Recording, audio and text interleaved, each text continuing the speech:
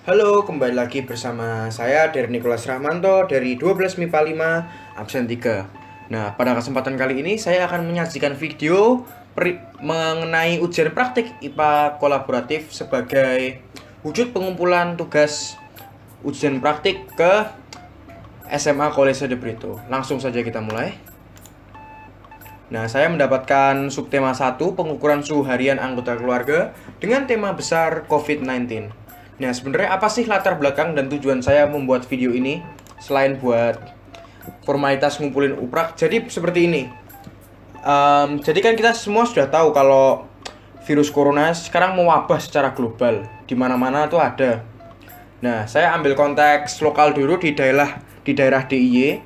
Ada 28.386 orang dari 215.087 sampel itu terjangkit corona. Padahal 215.000 sekian itu belum semua orang yang ada di DIY. Dari segitu aja sudah kena 28.386.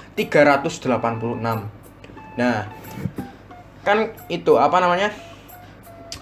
Kan sungguh mengenaskan melihat banyak sekali orang yang sudah terkena corona. Ini saja baru di DIY. Nah, untuk menanggulangi ini, pemerintah itu sebenarnya sudah menerapkan protokol-protokol seperti lockdown, social distancing dan sebagainya untuk menanggulangi gejala-gejala corona dan mencegah infeksi lebih lanjut. Nah, tapi pada kenyataannya upaya-upaya pemerintah ini belum berbuah signifikan. Kira-kira kenapa ya? Nah, salah satu faktor yang menyebabkan tidak berbuahnya usaha pemerintah ini adalah ketidaksadaran masyarakat terhadap gejala-gejala COVID-19. Nah, ini bisa menjadi sangat berbahaya. Kenapa? Misalnya ada seseorang yang terkena COVID-19 namun tidak sadar dengan gejala-gejalanya. Jadi dia tidak sadar kalau dia punya COVID-19, lalu dia berinteraksi dengan orang lain, temannya, keluarganya, dan sebagainya. Nah, orang yang berinteraksi dengan orang yang sudah terinfeksi tersebut akan memiliki kesempatan untuk terinfeksi. Nah, sesudah mereka terinfeksi, mereka akan berinteraksi dengan orang lain lagi, dan kemungkinan orang yang terinfeksi baru aja terinfeksi ini tidak sadar kalau dirinya terinfeksi. Nah, jadi berinteraksi ke orang lain lagi, orang lain kena lagi hingga membentuk siklus maut yang membawa kita sampai sekarang, sampai corona jadi isu global. Nah, jadi penelitian ini tuh saya melakukan penelitian ini tuh untuk menambah wawasan masyarakat dan saya sendiri sebagai penulis dan semua yang melihat video ini supaya pada tahu gejala-gejala corona sambil kita belajar bersama. Untuk mengumpulkan data yang saya taruh dalam video ini, saya melakukan observasi daring karena kendala corona sama eksperimen skala kecil untuk mendapatkan data berupa data kuantitatif. Nah, data eksperimen dan observasi. Ya, berikut saya sajikan tabel suhu badan keluarga dari periode 1 sampai 7 Maret 2021 seperti bisa dilihat di layar. Nah, tabel ini kemudian saya ubah jadi grafik sebagai berikut. Nah, untuk lebih detail lagi, saya alat ukurnya itu pakai termometer digital yang memiliki spesifikasi sebagai berikut. Itu memiliki kesalahan atau ketidaktelitian pengukuran sebanyak kurang lebih 0,1 derajat Celcius. Lalu memiliki range pengukuran 32 sampai 42 derajat Celcius. Nah, dari grafik suhu keluarga saya ini, saya olah rata-ratanya sebagai berikut. Ayah saya, Hendra Rahmanto, memiliki suhu tubuh rata-rata 35,9 derajat Celcius. Denzel Jerome, adik saya, memiliki suhu tubuh rata-rata 36,1 derajat Celcius. Dan saya sendiri memiliki suhu tubuh 36,4 derajat Celcius. Ini rata-rata tuh dalam kisaran 7 hari periode pengukuran. Nah, ini sekedar bukti alat ukur saja, sekedar dokumentasi alat ukur yang saya gunakan, yakni termometer digital. Lalu saya juga memiliki tabel observasi internet. Kalau yang ini orang normal, kalau ini orang yang terkena COVID-19. Nah, Ini kemudian saya bandingkan yang tabel observasi terkena COVID dengan data yang saya dapatkan, dan saya telah menemukan kalau ternyata orang-orang yang memiliki body temperature atau suhu tubuh di bawah 37 derajat Celcius itu ternyata tuh masih ada yang terkena COVID. Sedangkan saya beserta keluarga saya itu ya juga di bawah 37 derajat Celcius. Jadi kesimpulannya suhu tubuh itu belum bisa menjadi indikator yang pas apakah seseorang terkena COVID atau tidak. Kita tidak bisa hanya menentukan dengan suhu tubuh, karena pada faktanya orang yang suhu tubuh rendah aja bisa terkena COVID sesuai data observasi berikut. Nah, untuk menindaklanjuti ketidakpastian ini, saya akan menjelaskan korelasi suhu tubuh dengan aktivitas dan COVID-19. Nah, jadi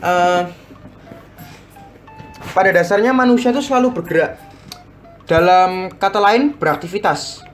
Nah, dalam beraktivitas itu pasti perlu nutrisi. Nutrisi yang didapat dari makanan dan minuman tuh harus diolah dulu oleh metabolisme. Nah, sesuai skema ini, kita bisa melihat bahwa metabolisme itu dibedakan menjadi anabolisme dan katabolisme.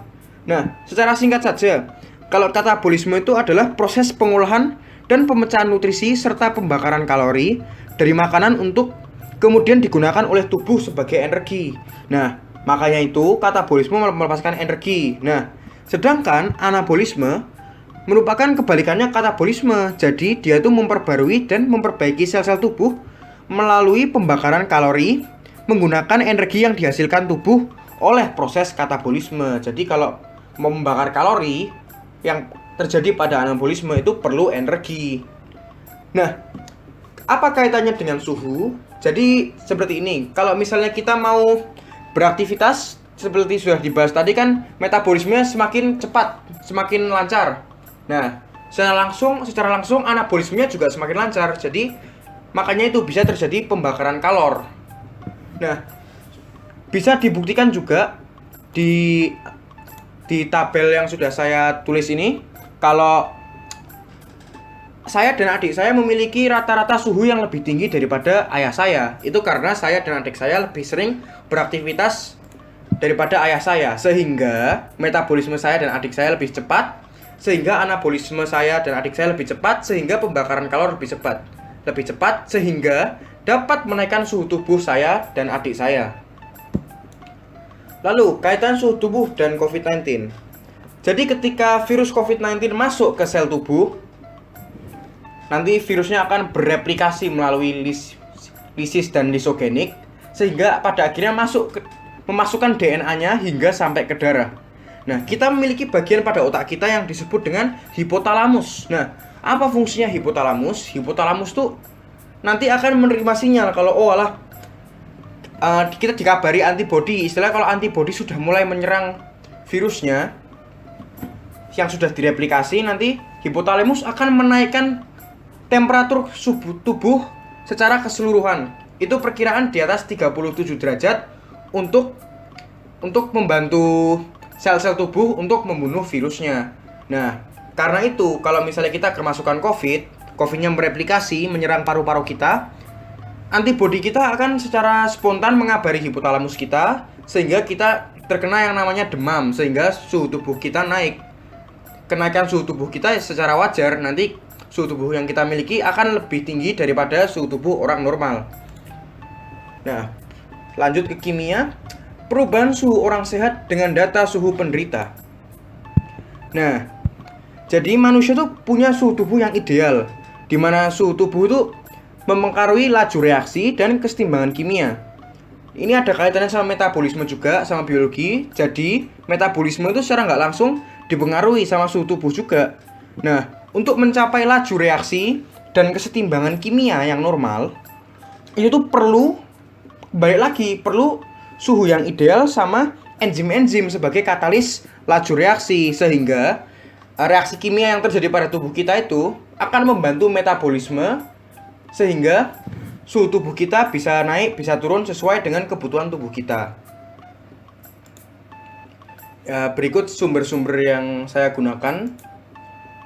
Ya, sekiranya sekian dari saya. Terima kasih.